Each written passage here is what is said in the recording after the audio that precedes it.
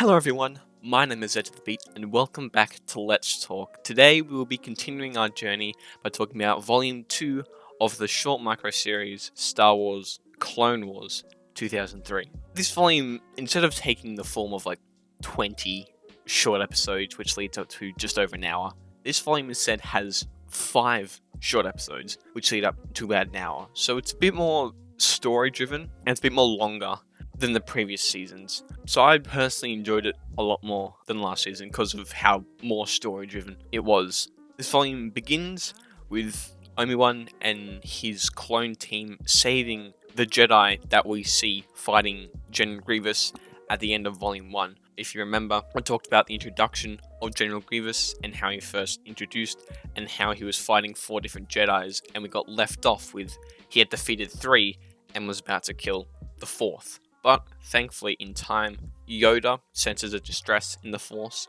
and sends Obi-Wan and his clone army to go save the Jedi.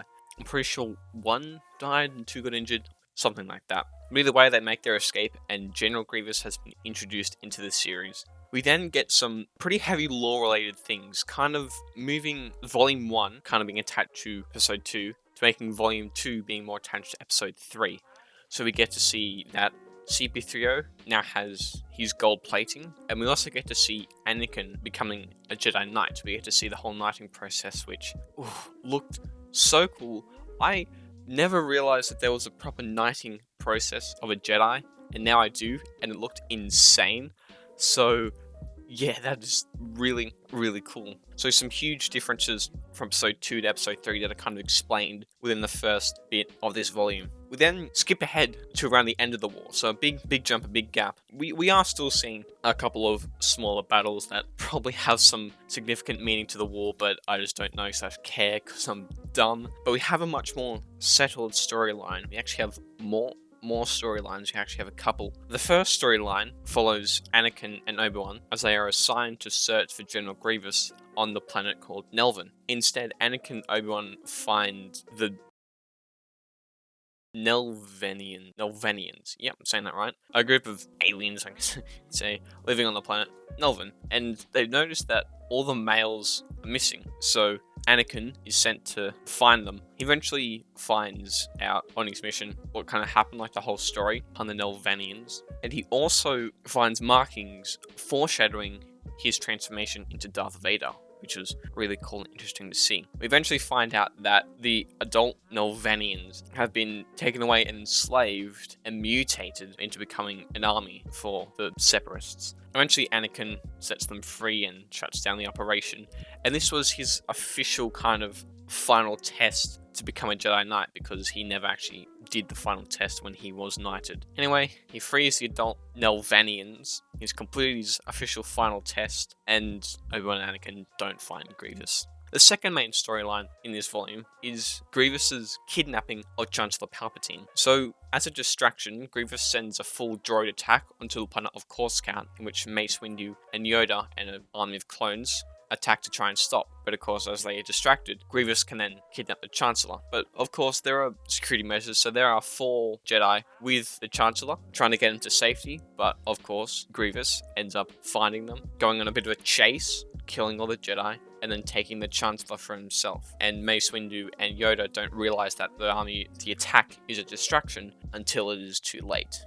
And we officially have our character General Grievous, known as the Jedi Killer, which is terrifying. Anakin and Obi-Wan get a message about what has just happened on Coruscant, how Grievous has kidnapped Palpatine, when they have finished their mission and are coming back. So the 2 Jedi are sent to follow General Grievous and save the Chancellor, save Palpatine. And that's where it ends, and that's also where Episode 3 picks up. If you've seen Episode 3, which I have, it begins with Anakin and Obi-Wan going on a rescue mission to save Palpatine, in which they face off Count Dooku again, and they face off Grievous. So Clone Wars 2003 ends where Episode 3 starts, and this reinforces the idea of how this was the original feeling between Episode 2 and 3. This is the original story about the Clone Wars. This volume was better because of it more focusing on story. I felt like it was a much better, much more enjoyable volume, also because it was less scattered. It adds in more story, it fills in the gaps, and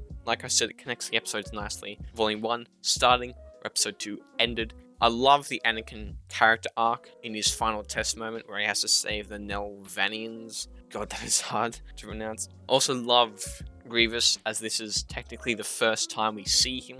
I love how he's portrayed. I love the whole idea of the Jedi killer. And I love how they built his character for the final part in the prequel trilogy. It's really great to see. Everything I said to the first volume applies here. The actors, the story, the clones, everything just beautiful. Well done. Love this series. I can understand why I really had to watch this. I'm kind of rehashing what I said last episode, but I have to say it again. This was really great to watch. I'm glad that I did watch it. Next, we venture into a much bigger series, The Clone Wars, which is the official in-between of Attack of the Clones and Revenge of the Sith. So I hope you enjoyed this. I hope you guys are ready for my review of the Clone Wars movie, as that is set before the TV show very soon. My name is ZFB, and we'll talk soon.